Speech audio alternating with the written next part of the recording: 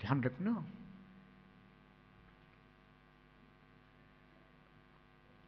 सामायिक व्रत को धारण करने वाला श्रावक मुनि जैसा हो जाता है, मुनि नहीं हो जाता। किसी ने पूछा शेर कैसा होता है, तो उन्होंने कहा बिल्ली जैसा होता है?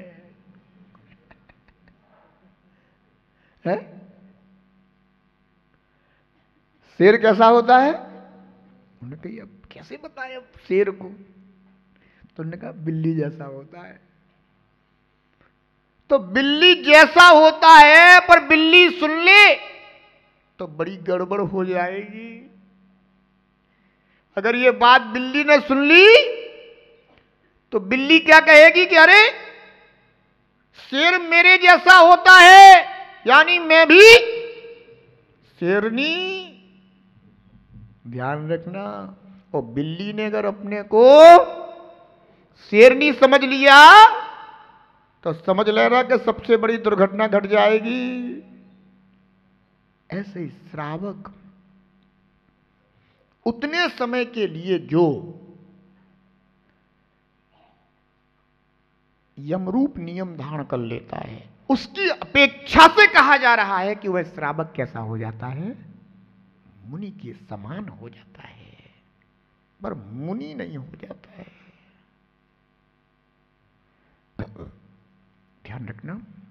सब जीवों में साम्य भाव, समता भाव, कौन अपना कौन पराया, ये सब भाव हट जाते हैं। देखो तो सब जीवों में निगोदिया से लेकर के निर्माण तक के जीव आ रहे हैं। मिलने जुलने वाले जीव भी आ रहे हैं, अपने साथ बैर विरोध करने वाले जीव भी आ रहे हैं। अब इतने इन सब जीवों में अगर समता भाव धारण करने की तेरे अंदर सामर्थ्य हो तो सामायिक व्रत को स्वीकार करना। और अगर भेदभाव नजर आए तो ध्यान रखना, सामायिक व्रत धारण नहीं किया जा सकता। तो क्या कहा? समता सर्वभूतेषु, सर्वभूतों में। भूत जानते हो? भूत मिले तुम लोगों को कभी? बोलो छिंदवाड़ा वालों, भूत देखे तुम लोगों ने? नहीं देखे? घर में भूतों के अलावा और रहता कौन है? घर में भूत, परिवार में भूत, समाज में भूत, भूतों के अलावा और यही कौन? अरे भूत कहते हैं जीव को। समता सर्वभूतेषु, अर्थात सर्वभूतों में, सब भूतों में, यानी सब जीवों में साम्य भाव, समता भाव का आना सामायिक है। अर्थात सब जीवों में इष्ट और अनिष्ट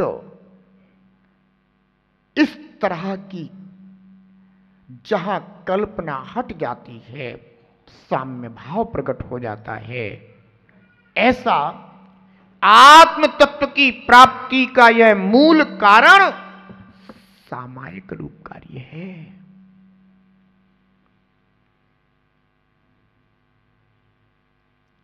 बिना सामायिक के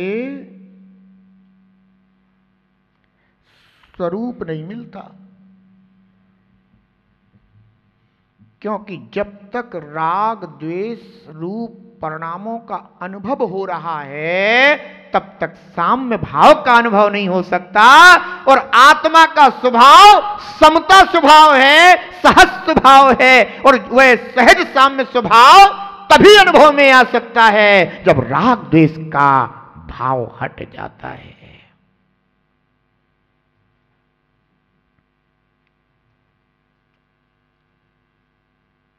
संयमे शुभ भावना, और संयम में शुभ भावना का होना सामायिक संयम कहलाता है। ध्यान रखना। ऐसा सामायिक संयमी जो जीव होता है, आचार्य भगवान कहते हैं कि वह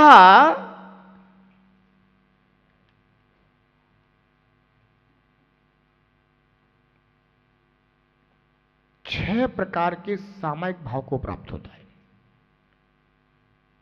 नाम सामायिक,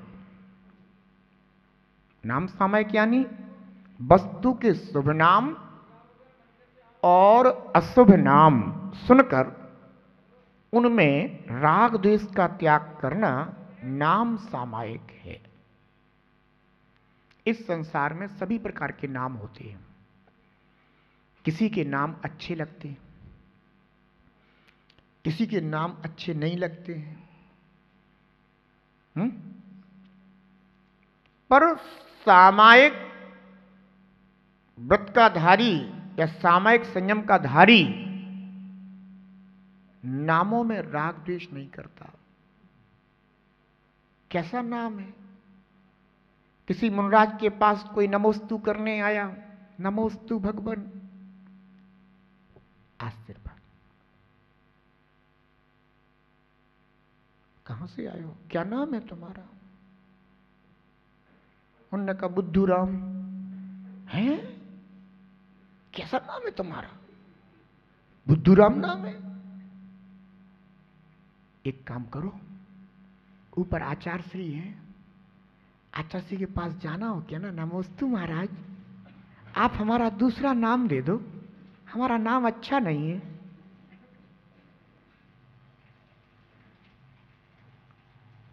आचार्य महाराज के पास आया, नमोस्तु महाराज, आशीर्वाद। आचार्य से हम अपना नाम बदलवाना चाहते हैं। क्यों बेटा, क्यों? वो नीचे महाराज जी है ना, वो कह रहे थे।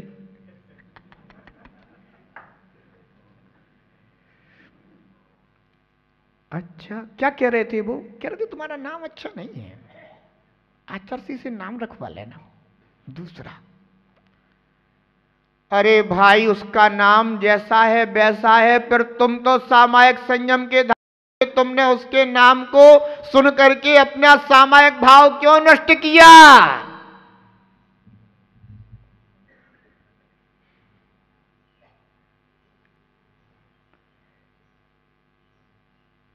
ध्यान रखो, वस्तु के शुभ नाम और अशुभ नाम सुनकर उनमें राग द्वेष का त्याग करना, यह नाम सामायिक है। इसलिए जो भी महाव्रती विराज रहे हो यहां पर, वे ध्यान दें, किसी के नाम को सुन करके कभी अंतरंग में राग द्वेष का अनुभव ना करें।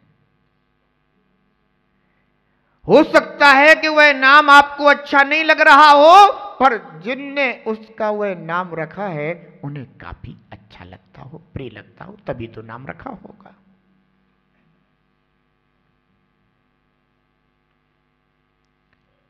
सामायिक व्रत, सामायिक संयम का धारी नाम सुनकर के राग द्वेष नहीं करता, नाम सामायिक कहलाती है। दूसरा है स्थापना सामायिक। कोई स्थापना शुभ आकार युक्त हो, प्रमाण युक्त हो, सर्व अवयवों से परिपूर्ण, साकार, मन को आह्लादित करने वाली होती है। और कोई स्थापना अशुभ आकार युक्त, प्रमाण रहित, सर्व अवयवों से अपरिपूर्ण, आतदाकार होती है, उन पर राग द्वेष नहीं करना स्थापना सामायिक है। अहो सामायिक संयम के धारी निर्ग्रंथ मुनिराजो, मंदिर में दर्शन करना, प्रभु की प्रतिमा को देखते समय प्रभु में उनके स्वरूप को देखना, तो सामायिक संयम बना रहेगा। और प्रभु की प्रतिमा को देख करके इसका आकार शुभ है, बहुत प्रशस्त है, इनका प्रमाण ठीक है, इनके अवयव परिपूर्ण हैं, पर ये वाली प्रतिमा के आकार ठीक नहीं है,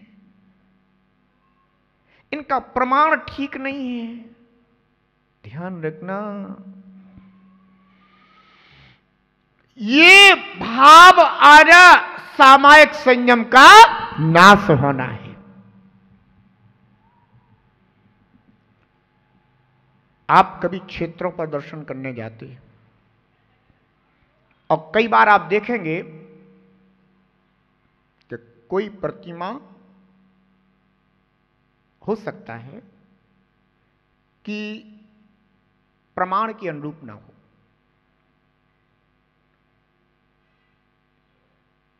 और आप देखते हैं तो मन में भाव आ जाता है कि देखो ये प्रतिमा जो है ना, इसके पैर छोटे हैं, ठिनगी है, ये ठीक है, ऐसे भाव आ जाते हैं। जिनेंद्र भगवान कहते हैं कि बस उनमें केवल क्या देखना, क्या देखना, उनमें प्रभु का स्वरूप देखना।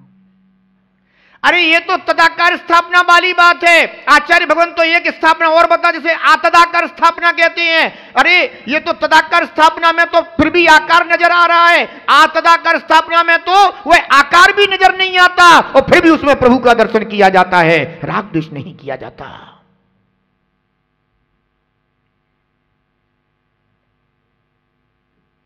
जिस काल में जिन जीवों ने जिन प्रतिमाओं को बनवाया है, बंधुओं, उन जीवों ने तो अपने स्वभाव का ही फल प्राप्त किया है।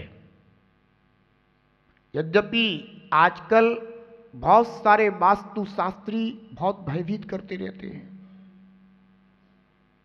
ये चीज ये प्रमाण की नहीं है, वो चीज वो प्रमाण की नहीं है, वो चीज वो प्रमाण की नहीं है। अरे भाई, मैं तुझसे पूछता हूं, तेरा शरीर तो प्रमाण का है। सारा वास्तु दोष तो तेरे शरीर पे लग रहा है अभी, क्योंकि हुंडक संस्थान हो, कहीं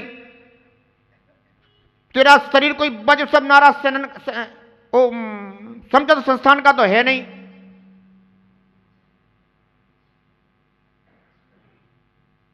ध्यान रखो, राग द्वेष का अभाव करना ये सामायिक भाव है, धर्म है। उन्हीं प्रतिमाओं के दर्शन कर करके न जाने कितने जीव सम्यक्त को प्राप्त हुए हैं, कितने जीव अपने आत्महित के मार्ग पर आगे बढ़े हैं। पर तुम उन भगवान की वीतरागता को ना देख पाए, तुमने उनके अवयवी तौले नापे, शिल्पकार बन गए हो। साधु बनो, श्रावक बनो, शिल्पी मत बनो।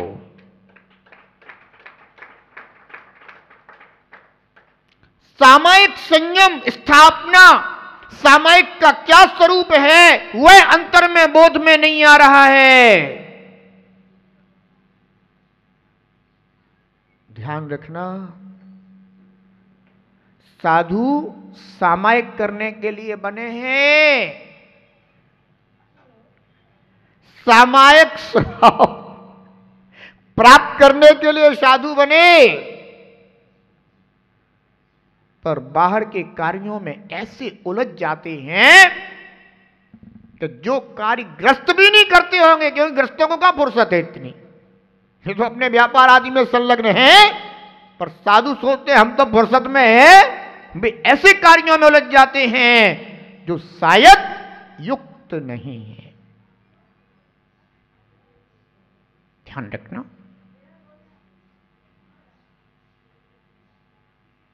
धन्य है वे वीतरागी श्रमणों जो भव्य जिनालियों में दर्शन करने आते हैं, और दर्शन किए, प्रभु की वीतरागता की, गुणानुराग पूर्वक स्तुति की, तो तदाकार स्थापना तो दूर की बात है, तदाकार स्थापना में भी जो भगवान के दर्शन कर लेते हैं, धन्य स्थापना सामायिक। इसलिए ध्यान रखना, कभी किसी भी प्रतिमा आदि को देख करके अपने अंदर में ये भाव मत बनाना कि इनका शरीर ऐसा है, इनका मुख ऐसा है और इनका कद ऐसा है। पर ध्यान रखना, वह प्रभु का स्वरूप वीतरागता का दर्शन करा रहा है, बस इतना ही देखना, शांति मिलेगी। अन्यथा स्वयं के अंदर शांति होगी, और जब स्वयं में अशांति होगी तो फिर समाज में शांति नहीं रह सकती। ध्यान रखना, स्थापना सामायिक का स्वरूप है यह कि उन पर राग द्वेष नहीं करना, स्थापना सामायिक कहलाती है। द्रव्य सामायिक, तीसरा भेद है द्रव्य सामायिक। सोना, चांदी, मोती, रत्न, मृत्तिका, लकड़ी, मिट्टी का ढेला, कंटक आदिकों में समदर्शन अर्थात राग द्वेष का अभाव रखना द्रव्य सामायिक है। मुनिराज, साधुजन, चाहे सोना हो चाहे चांदी हो, उनके लिए तो दोनों बराबर है। और चाहे सोने, चांदी, मोती, रत्न और मिट्टी ही क्यों ना हो, उनके लिए तो सब बराबर हैं। और लकड़ी, मिट्टी का ढेला, कंटक आदि में भी समदर्शन राग द्वेष का अभाव रखना द्रव्य सामायिक कहलाती है। गृहस्थ होगा वह कदाचित भेद को प्राप्त होता है, क्योंकि उसका गृहस्थिक जीवन है। सोने चांदी में भी भेद करेगा क्योंकि व्यापार करता है, मिट्टी में भी भेद करेगा, रत्न में भी भेद करेगा, मोती में भी भेद करेगा, लकड़ी इत्यादि में भी भेद करेगा, क्योंकि अभी वो कौन है? गृहस्थ है। अभी उसका इन सब वस्तुओं का त्याग नहीं है।